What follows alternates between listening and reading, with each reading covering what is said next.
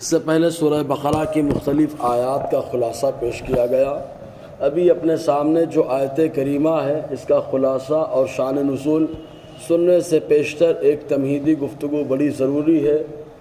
چنانچہ تمہیدی گفتگو یہ بنتی ہے کہ جب آدمی کھیتی کرتا ہے تو بیج ہمیشہ کھیت میں ہی ڈالتا ہے، چاہے جس طرف سے آئے، چاہے دائیں سے آئے، بائیں سے آئے، اور چاہے جس انداز سے آئے، پورب پچھم جس انداز سے بھی آئے، لیکن اس کو بیج وہی ڈالنا ہے جہاں کھیت کرنا ہے، کھیتی کرنا ہے۔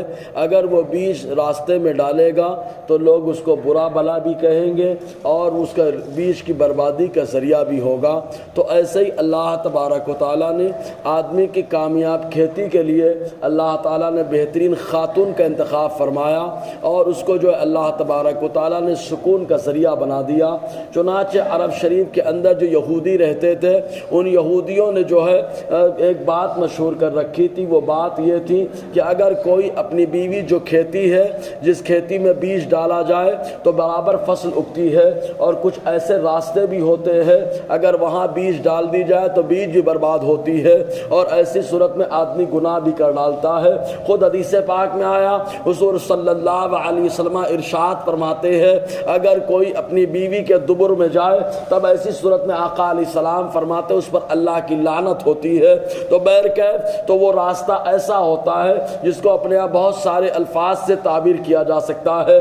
تو آسان لفظوں میں یہ سمجھے کہ وہاں پر جانا بالکل ناجائز و حرام ہے، اور ایک کھیتی ہے وہاں پر بیج ڈالنے کی اجازت ہے، چاہے جس انداز میں بیج ڈالے۔ تو عرب میں جو یہودی رہتے تھے ان لوگوں نے کہا اگر اس کھیتی پہ جس سے بیج اور فصل اگتی ہے، اولاد کے ذریعے سے نسل چلتی ہے، وہاں پر بیج ڈالنے کا طریقہ اگر پیچھے سے ہوگا تب ایسی صورت میں اولاد بھینگا پیدا ہوتی ہے، احول پیدا ہوتی ہے۔ یہ تمام باتیں ان لوگوں نے مشہور کر رکھی تھی، اور کچھ لوگوں نے تو یہاں تک کہہ رکھا تھا کہ اگر اس طریقے سے کوئی آتا ہے تو اس طریقے سے جانا کھیت کے اندر یہ بھی ناجائز و حرام ہوتا ہے۔ بہرکیف تو حضرت عمر رضی اللہ تعالی عنہ سے بھی یہ معاملہ ہو گیا کہ وہ اپنی بیوی جو کھیت ہے جس کے ذریعے سے نسل کی افزائش ہوتی ہے اس کھیتی میں پیچھے کے ذریعے سے پہنچے، اور اس کے بعد آقا علیہ السلام کی بارگاہ میں گئے اور جا کر کے حضور صلی اللہ علیہ وسلم کی بارگاہ میں عرض کیا، اے اللہ کے حبیب صلی اللہ علیہ وسلم، ہائے میں ہلاک ہو گیا، جو طریقہ اسلام نے جو طریقہ لوگوں میں پسند نہیں ہے میں نے وہ طریقہ اختیار کیا۔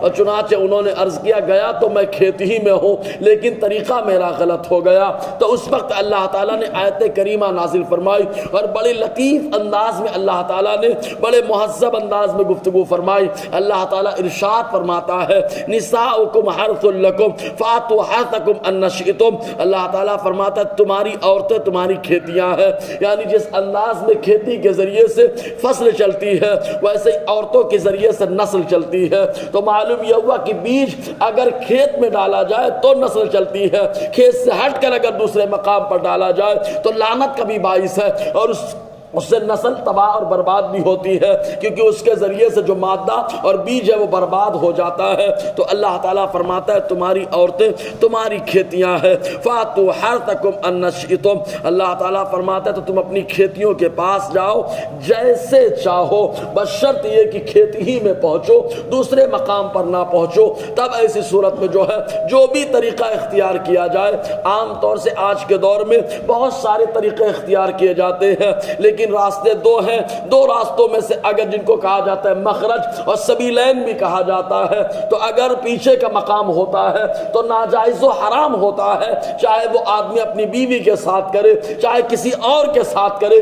حتیٰ کہ آقا علیہ السلام نے ارشاد فرمایا اس نے قوم لوط جیسا عمل کیا تو اس کا حشر بھی قوم لوط کے ساتھ ہوگا۔ ایک حدیث پاک میں آیا حضور صلی اللہ علیہ وسلم فرماتے ہیں اس پر اللہ کی لعنت ہوتی رہتی ہے جو پیچھے کے مقام پہ جاتا ہے۔ بہرکیف تو اللہ تعالیٰ فرماتا ہے فاتوا حرثکم ان شئتم، تو تم اپنے کھیت میں جاؤ، اگر تم جیسے چاہو، وقدموا لانفسکم، اور اپنے لیے کچھ بھلائی پہلے کر رکھو، مطلب نیت اچھی کر لو کہ تاکہ کھیت کے ذریعے سے فصل اچھی ہو، برباد نہ ہونے پائے، تاکہ بچہ آوارہ نہ ہو، جو ہے الگ انداز نہ اس کے اندر آنے پائے۔ تو نیت کا معاملہ بڑا ڈیپینڈ کرتا ہے کہ آدمی اپنی خواہش کے لیے جا رہا ہے، یا آقا علیہ السلام کی سنت کے لیے جا رہا ہے، یا اس کے ذریعے سے نسل کی پروان چڑھانا چاہتا ہے۔ تو اللہ تعالیٰ فرماتا ہے اپنے لیے بھلائی پہلے کر لو، واتقوا اللہ، اور اللہ سے ڈرتے رہو، کیونکہ ایسا مقام ہے کہ اس مقام پر انسان عام طور سے کوتاہی ہو جاتی ہے۔